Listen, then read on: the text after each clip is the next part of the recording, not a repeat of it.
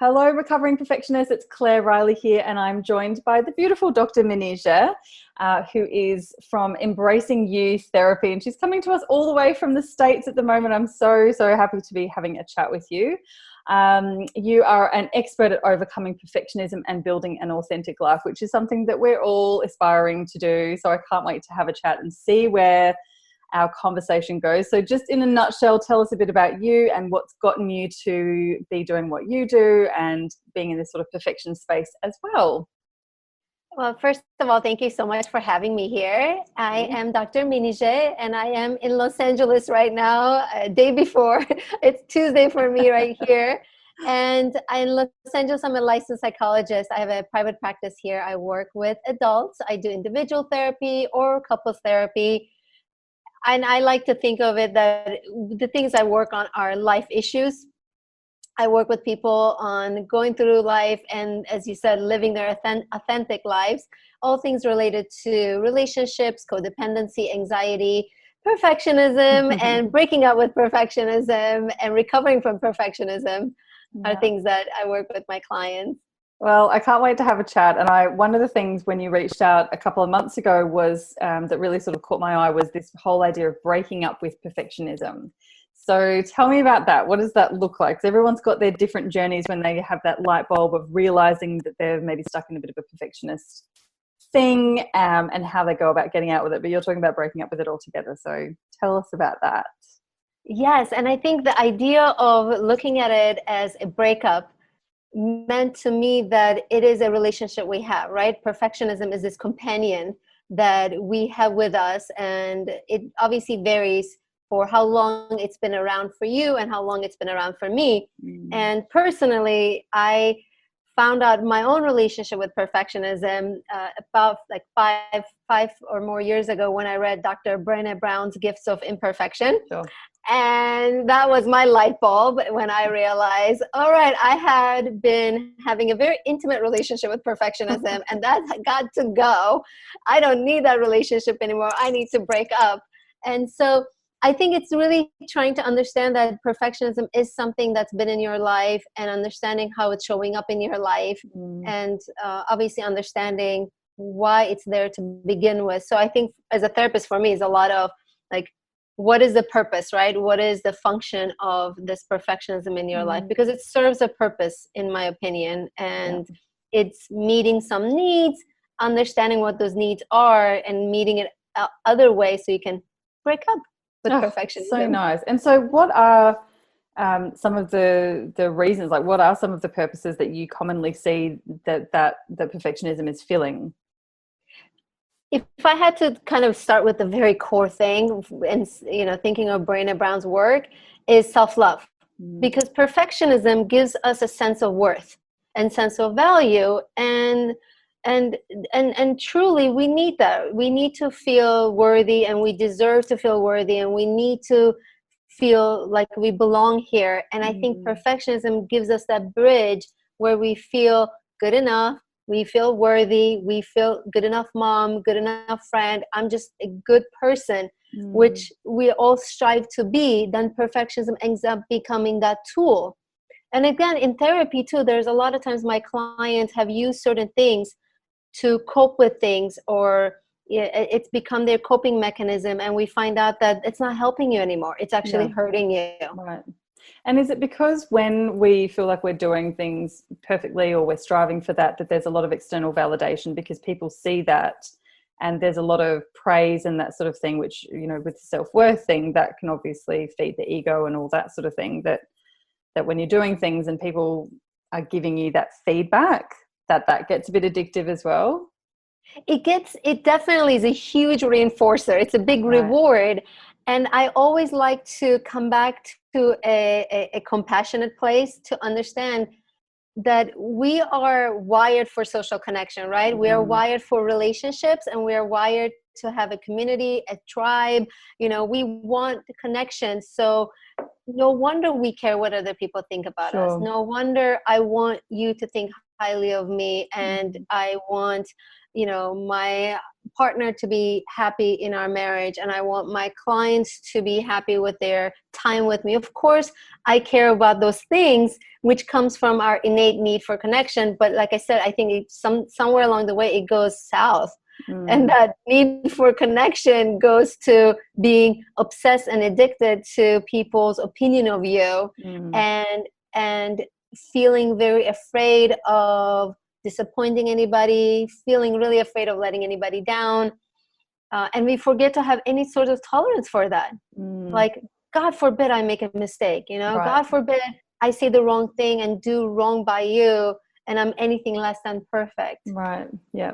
And I know the antidote to that is obviously living authentically, which I really want to pick your brains about as well. But what is it that I guess happens for a lot of people when they start realizing this isn't great for me or this isn't working? Is it being in therapy and having someone shine a light on that, or is there, like a lot of people that I've spoken to about this sort of thing, there seems to be a catalyst. There's either some sort of trauma or some relationship breakdown or something that kind of happens that I don't know, compels you to go, I can't do this anymore. You kind of get a reality check one way or another. But what usually happens to get people to go, okay, I got to stop this? I think from a very relatable place is burnout. I think we get to a place where we are truly exhausted, right? Mentally, physically, emotionally, we're so exhausted, and we are sleep deprived, or our worry won't stop, because we all worry, obviously. But if you reach a point where you are all day long worrying, and all day long thinking about your next move, and your tendency to plan ahead is now planned for 10 years from now, not just by the end of the week. Yeah. I think those are the things that becomes the eye-opening moments, those awakenings, is when unfortunately you hit rock bottom, you fall on your knees and you're exhausted. There could be some, obvious things like panic attacks, or you so high anxiety that, again, as a therapist, people come to therapy for is high anxiety. And when I often quickly find out that there is a lot of perfectionism underneath it, and most of my clients look at me like I'm saying the most, crazy thing, because they think perfectionists are very successful people. Sure. And perfectionists are type A, versus no, perfectionism also are the people who procrastinate, who are indecisive because they don't want to make a mistake. And very anxious people are, I think, very perfectionist. Yeah, for sure. There's so many different types of and ways that perfection shows up, right? And I agree. I think procrastination is one of the biggest ones, where you're so worried that you're not going to know how to even get started, or how to, what the next step is, or you're not sure if it's going to work out, so you don't even get started in the first place. And that was for me such a big one of the big catalysts for me starting my business, because I just could see all of these people who had these amazing business ideas, and I could see, like, just do these few steps and then see what happens and whatever. And I could just see exactly where it would go. And then a year, 2 years later, I'd be like, so how's that thing going? And they're like, oh, no, I didn't know if it would work. I'm like, of course you don't know if it's going to work. None of us know if anything's going to work. You got to give it a go. I'm like, right, I'm starting a business. I'm going to get some people through this, because it's such a shame. Like, this perfectionism thing that stops you from even getting started is the biggest shame of all. And just going, having the courage to fail at stuff and to look silly or to whatever is really friggin' scary. But once you've done it once and you realize that the world kept spinning, right? Nothing bad happened. Yes. No one died. It's all good. And it's a really big thing. So let's flick then into the authenticity, because I think this is a really big conversation, obviously, talking about that. And it's easy to say, I'm authentic and I'm honest and I'm upfront and I wear my heart on my sleeve and all that sort of thing. But often that's the Instagram version that's happening still, right? And it's actually not the authenticity. So what bridges that gap from the perfectionism, procrastination, freak out, high anxiety over to actually living an authentic life? And maybe, like, to you, what's the definition of living an authentic life? What does that even look like? I think there's so many things that goes into being authentic. So for me, I guess if I were to break it down, the number one starting point would be is getting to know yourself, Mm. because you're going to be authentic to the extent that you know yourself. So knowing yourself means letting go of what people think and asking yourself, what do I like? Yeah. You know, there are obviously all sorts of like ideas of what cool things to do, but do you genuinely want to do that? Or, you know, do you enjoy hiking, or do you actually just sitting on your couch and napping? Yeah. So Yeah. I think authenticity really starts with turning inward Mm. and get to know yourself. I always tell my clients, you have to date yourself. And they kind of look at me like, you're weird. That's so weird. But it really puts into perspective, isn't it? Like when you start dating, you know, when you were dating, or think of the times you dated somebody, you remember what it means to get to know somebody. And then I ask them, pretend it's you. Get to know yourself. Get to know your likes. Get to know your hobbies. And so, because you're not going to embrace if you don't know what it is that you want to embrace. What are your likes? What are your needs? What are your feelings? So once you identify, I think, your internal world, the next step is to owning it, advocating for it, looking out for it, embracing it, tolerating it, accepting it. I mean, those are all actions that I think are so much to say under each of those action steps, but that's what that would look like. Just to be authentic is self-advocating and self-accepting. Yeah.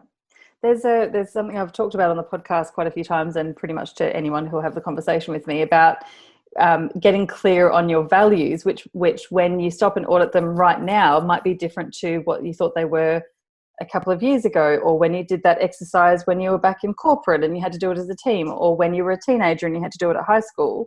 And I think a lot of the time we have this like, no, my values are trustworthiness and fairness and rah, but when you actually stop and kind of dig under that right now, which might be later than when you discovered that first, it can be a bit of a scary thing, because once you're really clear on what your values are and what's truly important to you and what you ideally would and wouldn't put up with, you can't unsee it. And then once you've kind of anchored into those values, it's really easy to see where you're not living in alignment to those values, and then you can't live with yourself unless you make some changes, which is really friggin' scary, right?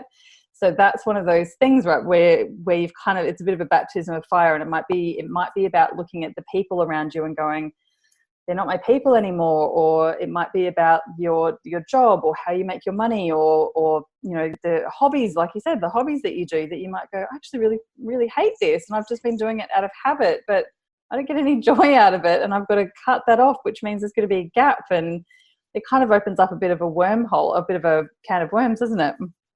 It does. And probably that's what's so overwhelming and scary, to feel like it's going to be life-changing.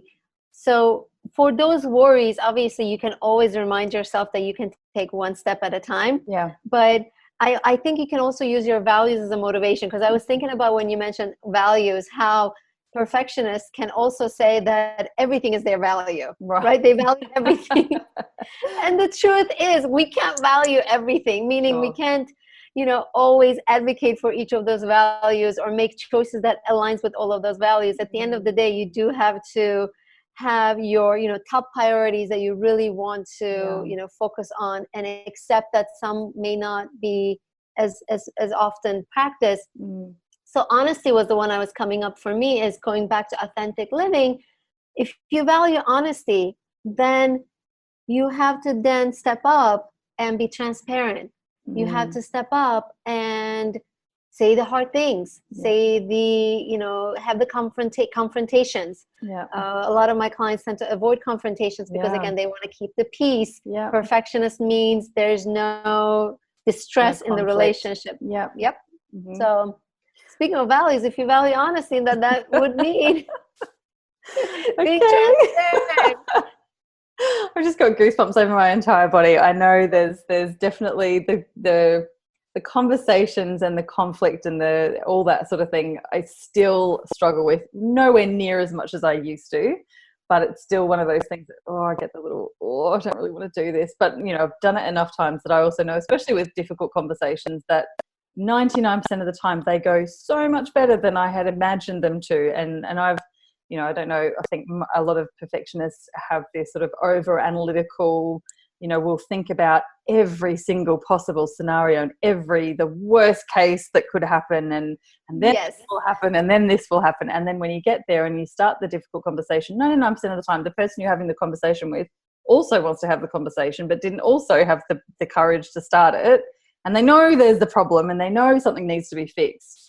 And it actually just ends up being a 3-minute conversation about, yep, good, done. And it goes away, doesn't it? But you've got to have the courage to do it in the first place. Yes, I think authentic living then also has that ingredient, the courage to be brave and learning to be curious too. Curious about your interests and hobbies, and get out of your comfort zone, and to have the courage to do hard things. Have the trust in yourself that you can handle those hard conversations. I think are all part of it. And definitely, I think when you talk about your perfectionism and understanding your own relationship with perfectionism, you definitely have to look at your thoughts. As you said, most often perfectionist people think very black or white. So it's always in the extremes, and there's always very catastrophic scenarios that 0.1% chance something might happen is what they will do everything to avoid. So those are all things to consider. Right. So tell me, especially for people who are feeling a bit stuck right now, or there's a decision that they need to make, or there's a project they're thinking about starting, but there's this perfectionism which might be showing up as fear or worry or anxiety or not enoughness, or all of those different sorts of things. What are some of the things that people can start doing by themselves to kick that bad habit? There are a couple of things to consider. One is, as you were saying earlier, with comparison. Because I noticed that whenever we do start something, we compare our first day to somebody else's 10th, 100th, 1000th day. And we are forgetting that, I think I read this quote somewhere a few months ago, said, people you look up to, your role models, were once a beginner. Totally. So I think you got to give yourself permission that we have to begin somewhere. And you can't compare your first chapter or your first page, your first podcast episode to somebody else's. And so I think you got to let go of the comparison. Right. And then, as I said a minute ago, your self-talk is important here. I always tell my clients, as not just perfectionists, but with people with a lot of anxiety, you become your worst enemy. You become your worst critic. So I always ask them to be their loudest cheerleader instead of their worst enemy. So I think it starts with self-talk too. You really need to do your prep talk. If you need your cup of coffee, I always think of like 90s Rocky going up the stairs. Even though I was such a Rocky fan, I don't know why I always never get over that scene. Maybe it was just so iconic at the moment. You got to do your prep talk. I got this. I can do this. It's okay. And sometimes I also tell them, tolerate the possibility of the worst case scenario. It's okay if I fail. It's okay if nobody reads my blog. It's okay if I hear a no. And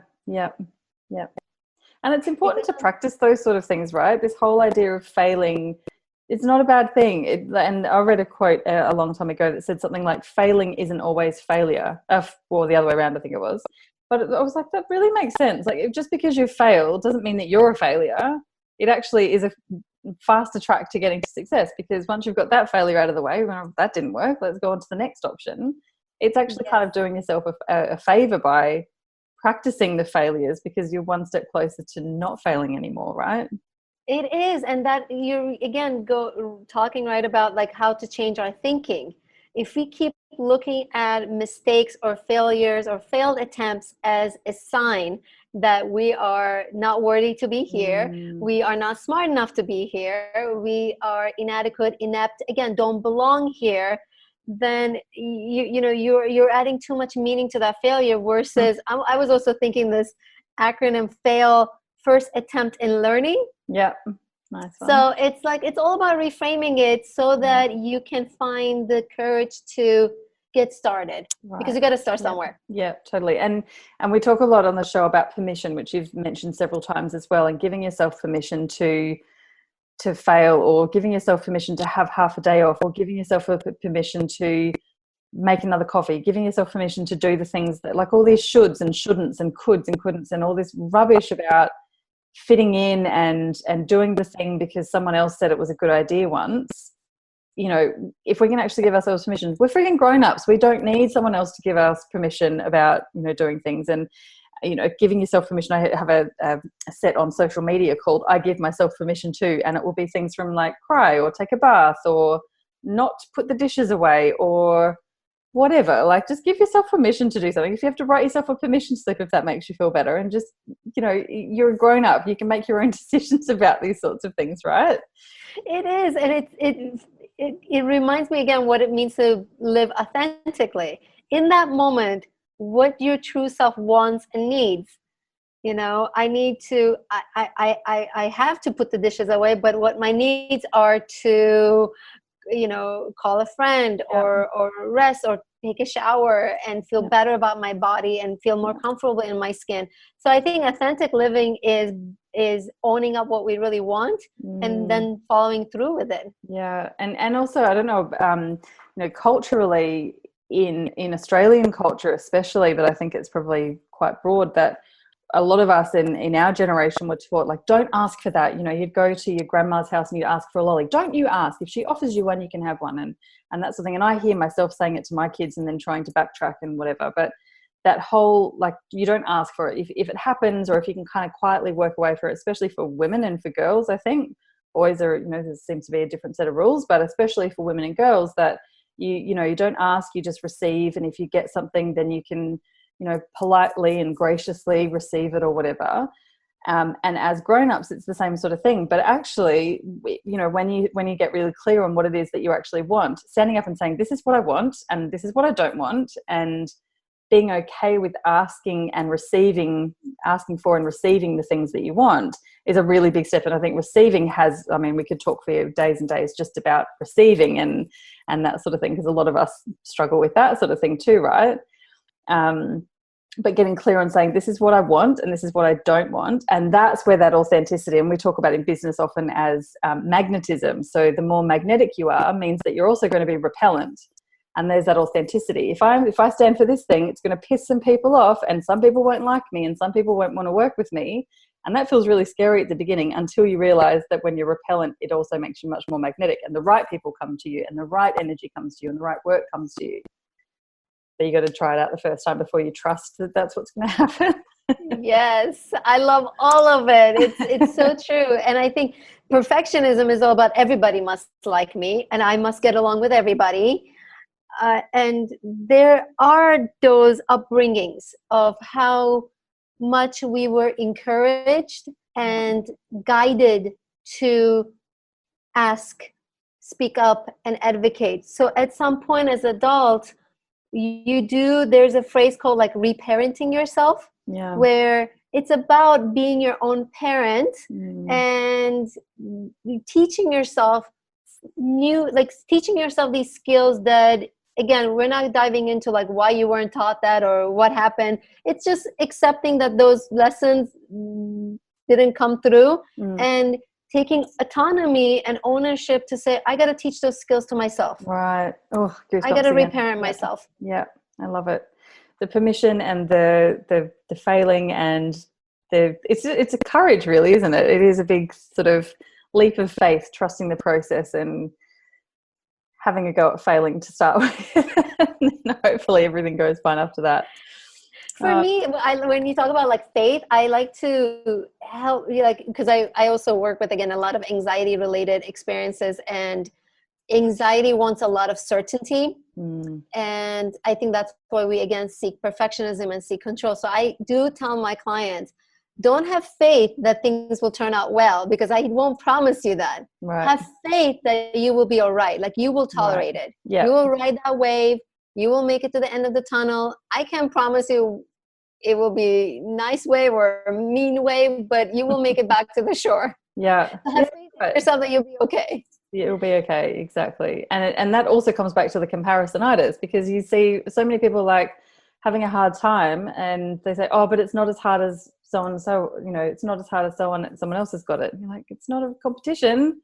It's okay to be riding a shit wave right now and know that you'll be okay, even though someone over there might be on a shitter wave, but someone over there is looking at you going, I won't complain because they're on a shitter wave. It's so interesting because I think when we do the comparison, maybe part of it is because we like to know where we fall on the spectrum, right? Am I very, very good, or am I mediocre good? Am I really bad? Like, we're trying to place it. And I think it goes back to, I know my self-worth. I don't need to compare to anybody else to know I belong. I'm at this level. And so I think it goes back to, again, self-love.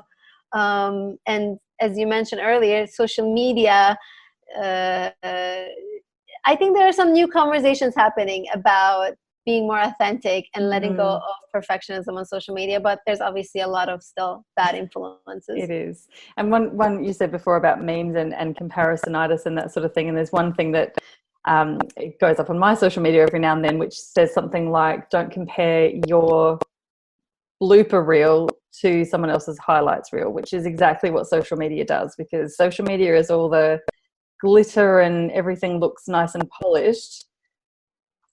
That's just on social media. It's no one's life actually looks like that. Do you know what I mean? We've all got our stuff, right? And that's, it's just something to keep in mind. And hopefully there's enough of us out there who have the shiny front page, but then the stories version is like, and this is the shit fight that I had to put up with to get that nice photo over there, and show that it's not all sunshine and lollipops all the time. I think one way that you share positive messages when you own up that, I had to break out with perfectionism. There's a reason why I can talk about this, because I know what it's like to be so influenced by, need to be perfect. And so I think we also have to be more open about, I deal with anxiety, I deal with perfectionism, I deal with family conflict, I deal with divorce, whatever it might be. I think we have to be more honest about those things too. Which goes back to authenticity. I totally agree. Oh, this has been such a good chat. I could keep talking to you for absolutely hours, but we better wrap it up. But where can people contact you and find more? I know there's heaps and heaps of stuff on your website. Is that the best place to come and find you? Yes, I would encourage everyone to come to my website. I know I'm in Los Angeles, but there's a lot of good information that will be helpful. So it's www.embracingyoutherapy.com. And when you go to the website, there's a link to my YouTube channel. You can find my Instagram and some free challenges on overcoming anxiety, overcoming perfectionism. So hopefully you can find a lot of resources on my website. I'm sure I'm going to go and have a dig around there myself. It sounds amazing. I'm so glad that we got to have a chat. Thank you so much for coming on The Recovering Perfectionist. And I'm sure we'll talk again at some point in the future. But yeah, thank you so much for the chat. It's been awesome talking. Thank you so much for having me here. I loved our chat. Take care. Bye. Bye. Thanks so much for tuning in, everyone. I'm Claire Riley. It's been an absolute pleasure presenting this show for you. If you would like to stay connected, I do run a beautiful online Facebook group community called The Recovering Perfectionists. Pretty easy to find us. We're a group of several thousand over on Facebook, so come and have a look. And if you've got any suggestions about the show, if you love it, I would love you to head over to the iTunes podcast tab and give us a rating and review. And as always, I'd love to hear your suggestions about anyone who you think we should have on the show, or any topics that you'd love us to cover. I hope you're really great, and I'll talk to you soon. Bye.